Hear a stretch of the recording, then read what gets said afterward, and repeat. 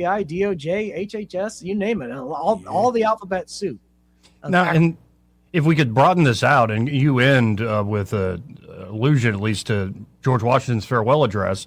I was talking a little earlier, I'll play some more of the actual speeches here in a moment, of this Rededicate 250 event that happened over the weekend.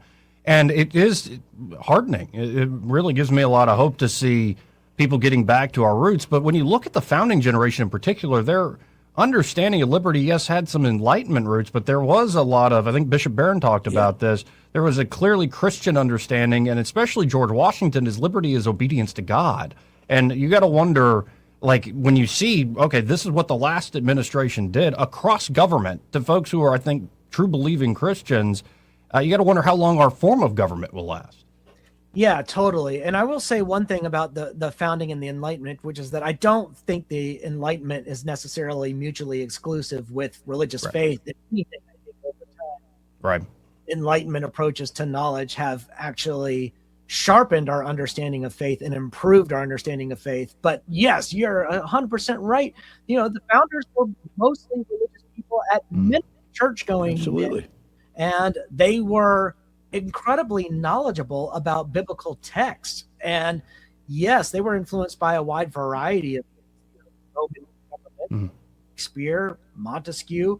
But, you know, the Bible was central to it. There's a political scientist, he died within the last few years, Donald Lutz, who lists all the texts that the founders relied on. And, you know, biblical texts were up at the heights, up with Montesquieu and Locke and all the rest.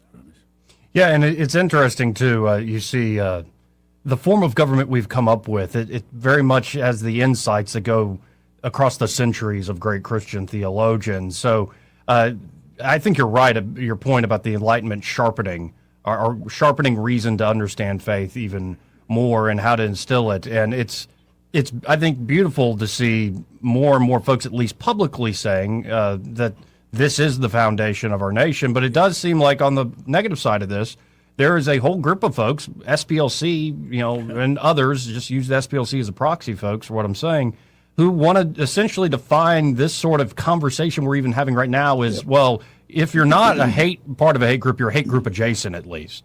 Yeah, and the SPLC is clearly an anti-Christian hate group. That's what it is. It hates Christianity and it hates Christians. There's just, I don't know how hates America. Put it any other way.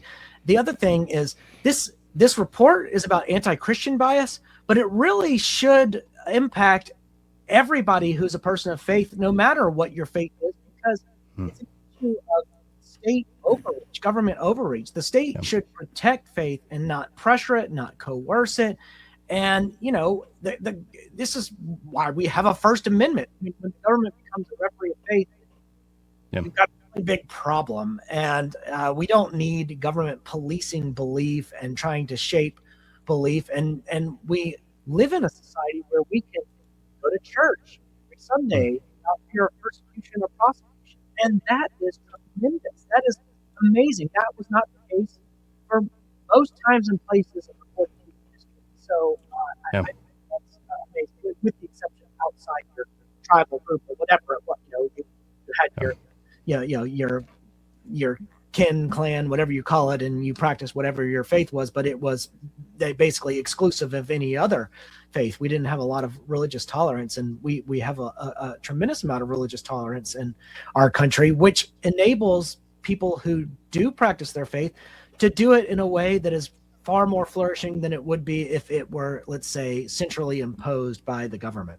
Amen. Yeah, I think as much as my definition of freedom has shifted from a libertarian one to more of a classical Augustinian almost, or as what Aquinas might say, practically speaking on the politics, I think I'm more libertarian than ever. That when you start getting authorities pretending to be like they are the say, authority of God, well, we need to be careful about that. Though, you know, there is also certain things where lines don't need to be crossed, where we do need to uphold values in our laws and protect life and human dignity. So, I don't know, it's an interesting time, especially now that this report came out. And you're right, it's a long report. But, you know, I like how you end talking to Alabama's Christians saying this is across Baptist to Catholics, traditionalists to charismatics, from Latin masses, those who clap in storefront churches. I like that this is we're up against folks that don't really care your denomination. They just hate that you are ready to practice and proclaim Christ as Lord. Yeah, totally. And I think this piece is clearly written for an Alabama audience, and Alabama's a very religious state. We have a predominantly Christian community, and we are tremendously affected by a powerful federal government coming after the basic tenets of our faith and trying to prevent us from worshiping as our faith requires us to. And so this shows that when we have these elections, whether it's a midterm election, whether it's the next presidential election, it really does matter how you vote. I truly do not understand how people can go out and vote for an administration like the Biden administration or whatever the next iteration of it is going to be that actively seeks to persecute you by religion. Well, I always appreciate your time. Anything like, don't want to let you go. Anything going on with Heritage Foundation folks should be paying attention to, maybe projects they can jump in on with you? Yeah, well, we just announced today we have a press release on a withdrawal of our Dell shareholder proposal, which was a good thing.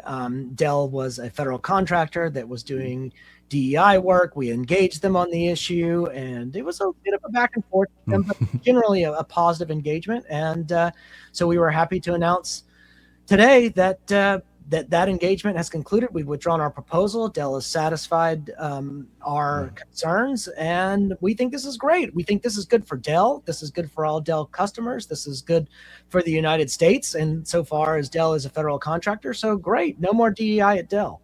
That's good. Amen. Well, I always appreciate your time, and if folks want to check out what you're working on, of course, you can always see him at 1819 News on Monday morning, folks. His op-ed's there.